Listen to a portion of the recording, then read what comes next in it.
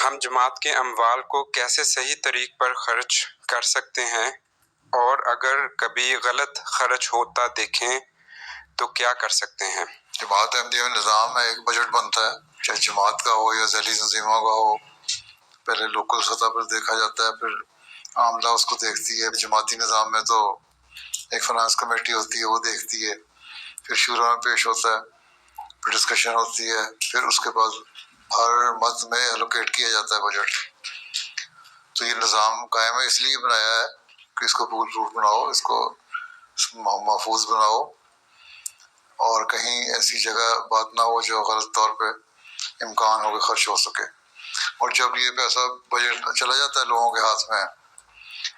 اس وقت ایک ہاتھ میں تو نہیں ساری رقم چلی جاتی نا، مرکز میں رہتی ہے نا۔ خدا احمدیہ کا بجٹ ہے مسئلہ، تو وہ جو بجٹ مطمئن کے لیے ہے یا ہر شعبے کے لیے بنا ہے، وہ ان کو دیا جاتا ہے، اور پھر وہ صدر کی منظوری سے ہوتا ہے۔ اگر کہیں زائد خرچ ہو رہا ہو تو پھر عملہ میں منظوری ہوتی ہے، پھر مرکز سے دوبارہ منظوری لی جاتی ہے۔ تو یہ نظام تو ایک باقاعدہ بنا ہوا ہے۔ اگر پھر بھی کسی نے چوری کرنی ہے تو چور تو تالے توڑ کے بھی چوری کر لیتے ہیں، پھر اس کا معاملہ اللہ کے ساتھ ہے، ٹھیک ہے۔ لیکن اگر پتہ لگ جائے کہ یہ غلط کام ہو رہا ہے تو فوری طور پر اس کی رپورٹ کرنی چاہیے، اور اگر تو اپنے عاملہ کے اندر اور مسجد کے اندر ہی حل ہو سکتا ہے معاملہ تو وہاں حل ہو، نہیں تو مرکز میں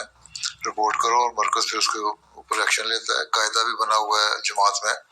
کہ اگر کوئی مالی بے قاعدگی ہوتی ہے اور کسی کے ذمہ نکل آتی ہے رقم کہ اس نے غلط طور پہ استعمال کی،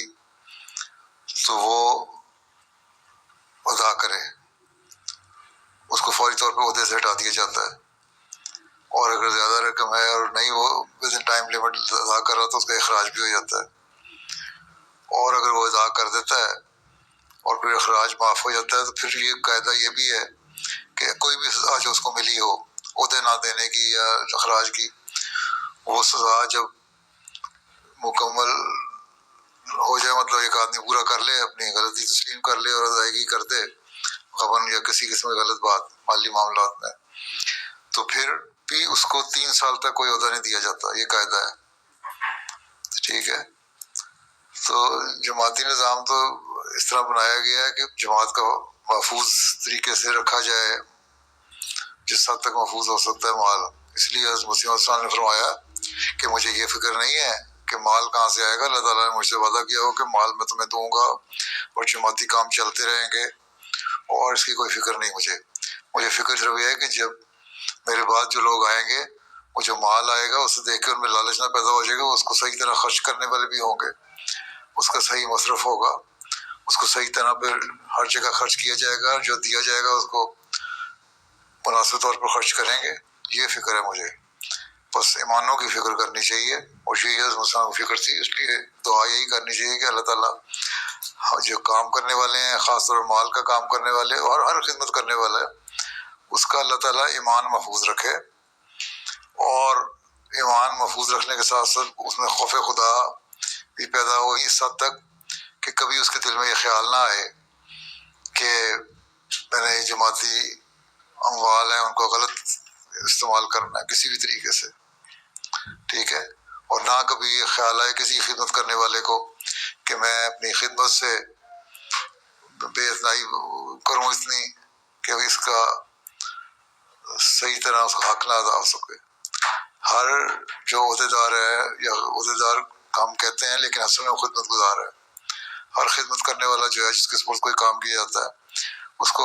مسلم نے فرمایا نا نظم ہے، ایک فضل الہی جانو، اس کو فضل الہی سمجھو، اور اس کے مطابق جو تمہاری صلاحیتیں ہیں، جو تمہاری علم ہے، جو تمہاری استعدادیں ہیں،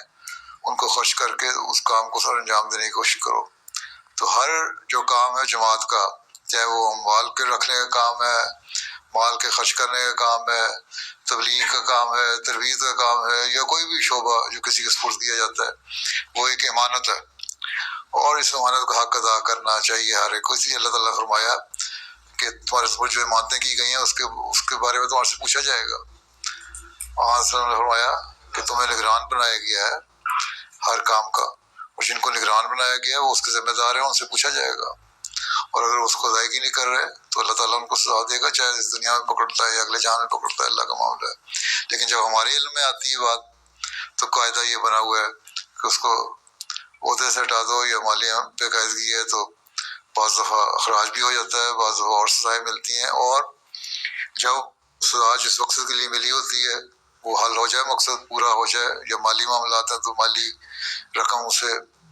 وصول کر لی جائے، تو تب بھی وہ 3 سال تک کوئی عہدہ نہیں مل سکتا اس کو۔